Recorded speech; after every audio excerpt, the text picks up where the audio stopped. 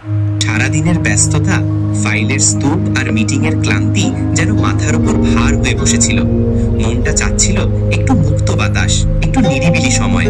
তাই অফিসের কাজ শেষ করেই সহকর্মীদের সঙ্গে হঠাৎ ঠিক করলাম, চল একটু ঘুরে আসি তুরাগ নদীর বুকে।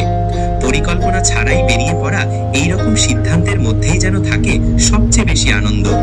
নদীর ঘাটে গিয়ে পেলাম এক হাসি খুশি মাঝিকে। তিনি বললেন 1 ঘন্টার নৌকা ভাড়া 400 থেকে 500 টাকা। আমরাও আর দেরি না করে উঠে পড়লাম নৌকায়। ধীরে ধীরে নৌকাটা ভেসে চলল নদীর জলে।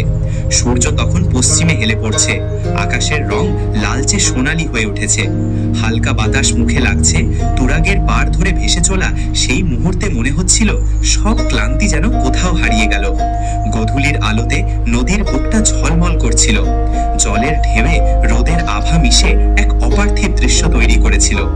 মাঝে মধ্যে মাথার উপর দিয়ে উড়ে যাচ্ছিল বিমান, তাদের শব্দ মিশে যাচ্ছিল নদীর হাওয়ায়।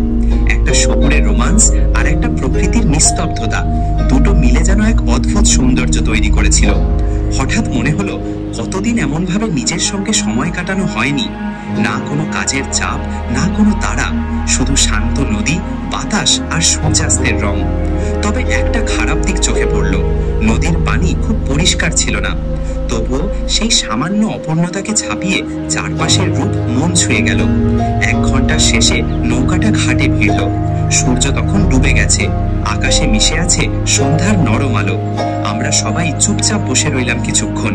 মনে হচ্ছিল এই শান্ত মুহূর্তটা যেন শেষ না হয় কখনো। জীবনের সমস্ত ব্যস্ততার মাঝেও মাঝে মাঝে একটুখানি অবসর দরকার, যেখানে সময় থেমে যায় আর মন খুঁজে পায় নিজের রং।